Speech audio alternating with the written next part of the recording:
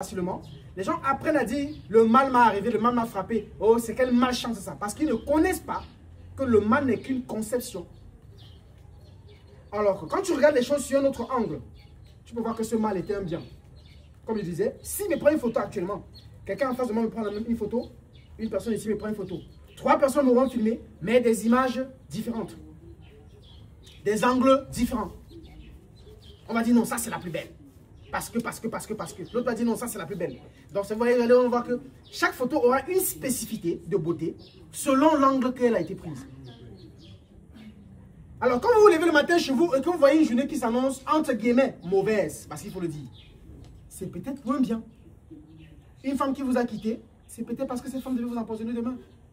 Un homme qui vous barre, c'est peut-être parce qu'un homme, il devait être le frein à votre chemin. Un meilleur ami qui vous a trahi, c'est parce que s'il ne te trahissait pas aujourd'hui, demain il allait être un caillou dans ta chaussure.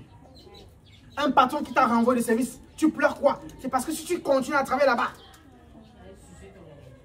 tu allais te retrouver sacrifié. Moi, je connais beaucoup de personnes. Il n'y a pas plus tard que hier soir, à 18 h, où quelqu'un était ici, m'a dit, Sa Majesté, depuis qu'on m'avait demandé de quitter tel travail, il avait le mal depuis 5 ans. Et c'est un luminaire. Il vous le dira lui-même de sa propre langue. Et quand j'ai marché derrière ce mal pour le soigner, j'ai découvert que c'est parce que ça avait une connotation avec quelque chose. Je lui ai dit, tu auras ta réponse, comme je le fais toujours. J'ai dit, ton mal, je l'ai déjà soigné, mais tu auras ta réponse de la source.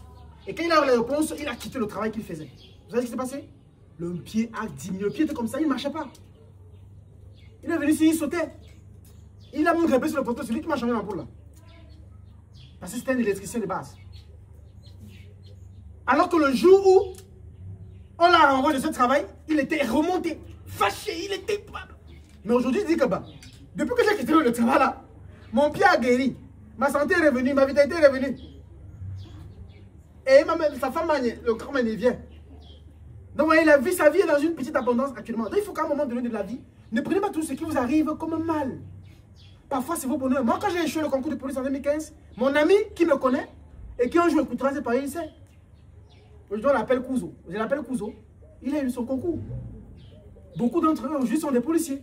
Mais quand ils me voient, ils disent, mais gars, tu pleurais quoi? Vous voyez? C'est eux qui m'appellent. Hein? Qu'est-ce que tu pleurais en 2015, mon ami? Tu te moquais de qui? C'est ça la vie.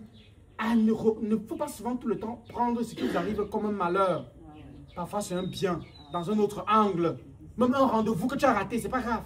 Il y a des gars qui s'aiguisent comme ça pour attendre une petite. La fille rate, non, le gars peut mourir. Oh, elle venait lui donner une maladie. Elle venait comme ça lui donner une maladie.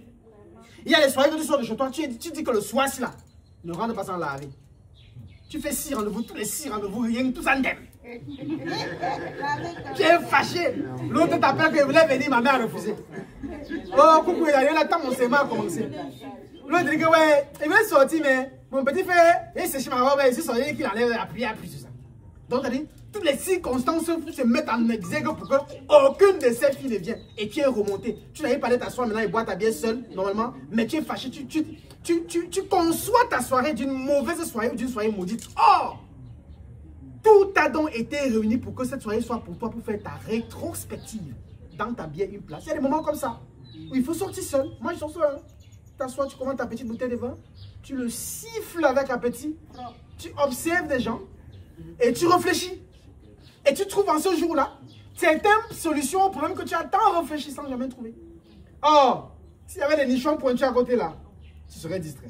S'il y avait une main qui te faisait, tu serais distrait. S'il y avait un faux dossier là à côté qui te faisait les bisous à l'oreille, tu serais distrait. Donc parfois des rendez-vous manqués, des relations brisées, des emplois mis en arrêt, des licenciements, des concours ratés, des procédures de voyage ratés, toutes ces choses ratées, fauchées, machin. C'est parfois pour notre propre bien et dans 90%. C'est pas toujours que non, il y a telle personne qui bloque mon voyage, non. C'est parce qu'on sait que si tu arrives à l'étranger, tu vas t'auto-détruire. Parce que tu veux voyager en 2025, alors que ton éveil est prévu pour 2026. Si ton éveil te prend ici, en Afrique, dans ton pays, des choses mises en place vont te permettre qu'on te canalise. Mais si cela t'arrive en Europe, on va te conduire à l'hôpital psychiatrique. Tu es fou. Tu es